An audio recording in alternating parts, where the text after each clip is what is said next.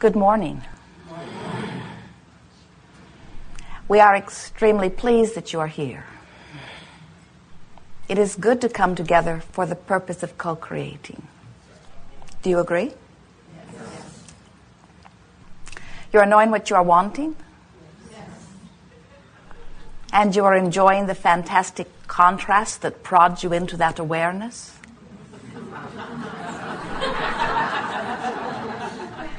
Oh, especially that. You are remembering that you are leading edge creators. You are feeling the importance of your perspective. We want you to. As you are here on the leading edge, with all of the variety of perspectives that you hold, you literally summon Source forward. And in the process of your contrasting, comparative, evaluating, focusing is the best word, experience, you literally summon Source. Do you know that? In your physical format, you have an expression that you often say or hear, which says, ask and it is given. But there are few of you who really understand the full meaning of that.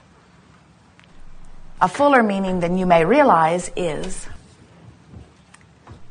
every small preference or every loud cry, every wish for everything is answered.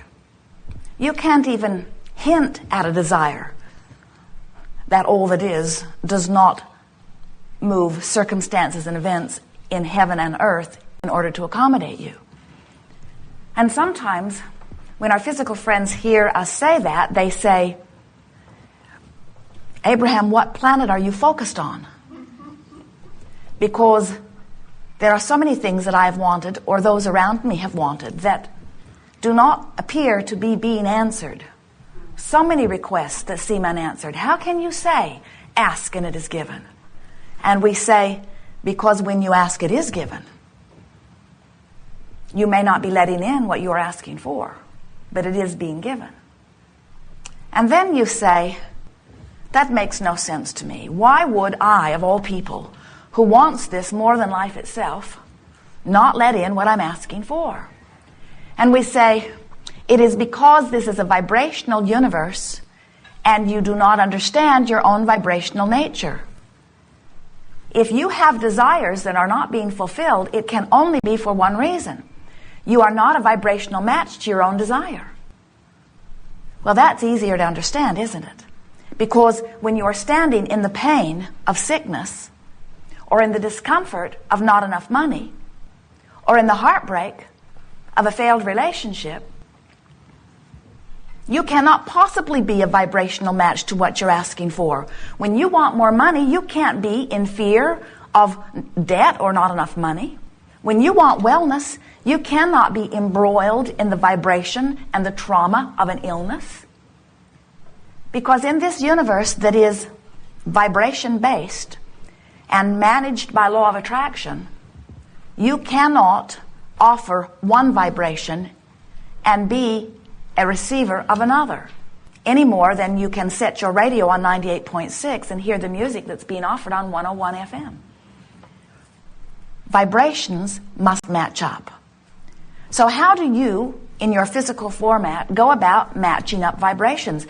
How do you know what your vibrational content is? You can feel it. When you are in alignment with your source energy, you feel what you would call positive emotion. Feels like joy, feels like appreciation, feels like passion, feels like eager romping through life experience.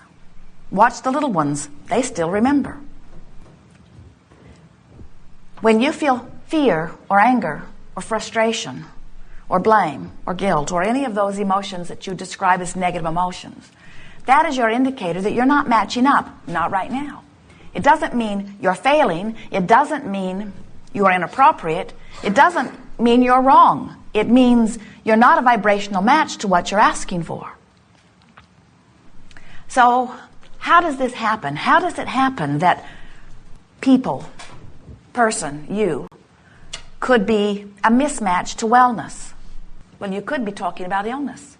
You could be gathering statistics about it. You could be focusing on those who are sick.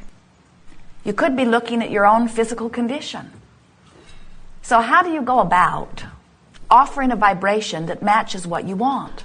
You do it by thinking about what you want, by talking about what you want, by pretending that you already have it, by imagining that it is done. But sometimes the trouble with that, if you really, really, really want something, is when you think about this thing that you want, what really happens is that you activate the vibration right where you are. So instead of moving closer to what you are wanting, you just aggravate where you are. So then you say, well, I'll try harder. But that only aggravates it more. And so then we say to you, you got to come to terms with what your dominant vibrations are. You've learned them over a period of time. Some call them beliefs. Some call them core beliefs. That makes them sound really unchangeable.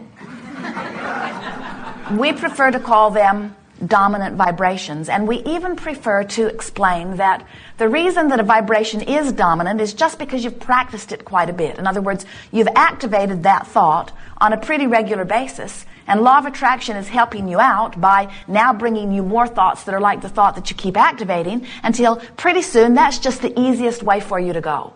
Not because you want to, not because it's the best thing for you, not even because it feels good, but just because that's what you've been doing. So when we ask you, of these choices, which feels more like you in this set of dominant beliefs? When you think of money or abundance, financial abundance, does it feel like freedom and adventure to you, or does it feel like struggle? Does the subject of money feel like elation or fear? Sometimes you say, oh, some of all of that, and we say that's good. That means you do have more aptitude to change or to choose. When we ask you about your dominant relationship, does it feel like fun or bondage? When we ask you about your body, do you feel sure-footed? Do you feel vulnerable? You can tell how you feel. You can tell how you usually feel. You know, if you'll stop to think about it, where your dominant vibrations are. And we're wanting to soften the idea of a dominant vibration by saying, it's just the vibrations that you've activated most. So you say, well, if it's just a matter of activating a vibration, then I suppose I could deactivate those that aren't serving me. We say, go ahead. So you say, all right, I'm going to deactivate that vibration. But you didn't, you activated it. So you say, I'm not going to think about that anymore. I'm going to deactivate that. But you've just activated it again. So how do you deactivate a vibration so that it is no longer continuing to be or become a dominant vibration? The only way that you can deactivate one vibration is by activating another. Because this is a universe that is based on inclusion, not exclusion. So when you say yes to something, you include it. When you say no to something, you include it. So when you say, I'm not going to activate you anymore, you've just done it. And the more you don't want to activate it, the more you activate it. There's a war on drugs, a war on terrorism, a war on crime, a war on teenage pregnancy, a war on cancer, a war on all kinds of things, and every one of them getting bigger. Because humans keep thinking they can push hard enough against that thing they do not want and that they will eventually obliterate it in their attention to it. And we say, it could not be more backwards. You must deactivate that which you do not want by activating that which you do want. So as Esther listens to us, and she listens to you, and she listens to herself, and she realizes that even today, with all that she has learned from us, and all that life has taught her, is that there are some things still where she carries a vibration from way, way, way, way back. And every now and again, something happens that causes it to come alive again, to reactivate within her. So one day she got all huffed up and she's pounding on whatever she was standing next to, and she said, I can damn well choose what is my dominant vibration. I can choose. And we said we had hoped you would feel more positive about it.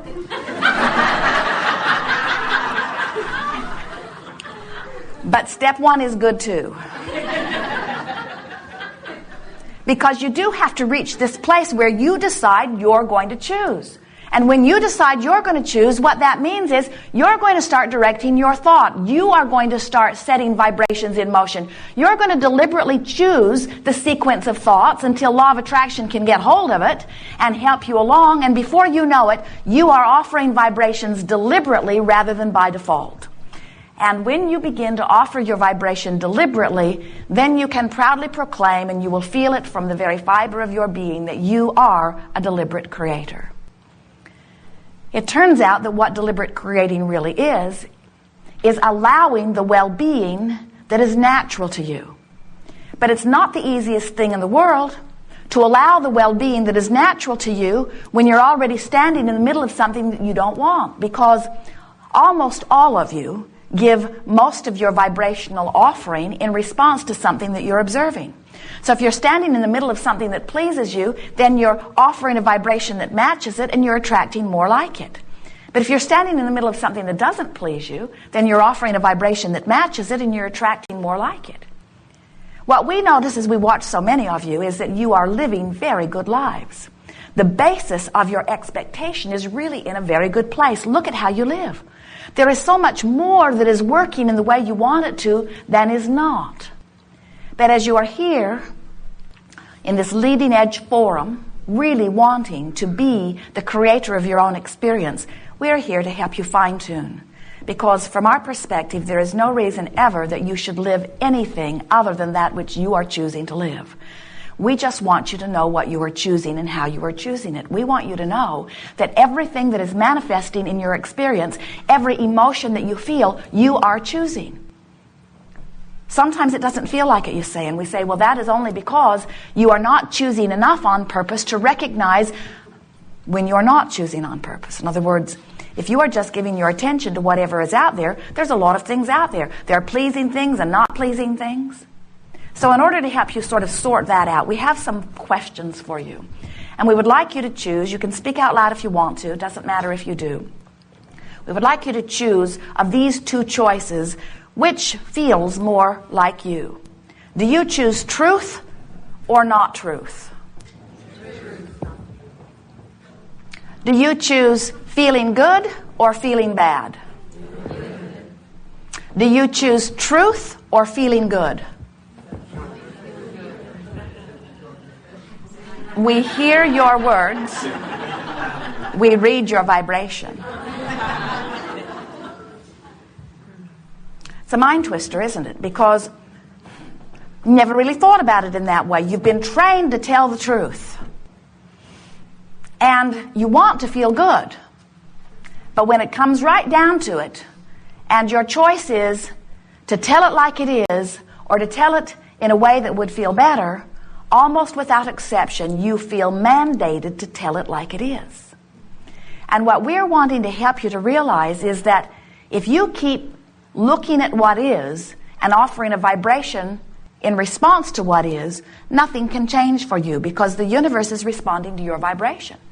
So if you observe and then vibrate and then receive in response to your vibration, you do not have control. You have to offer a vibration because you choose to offer a vibration, not because there is some fact or evidence. And the thing that we really want you to hear, this is the part that is most interesting to us as we observe you. We know that every single fact or every single truth or every single evidence or manifestation that every single one of you is living is as a result of your attention to the subject. So there is no reality that is separated from your attention to it.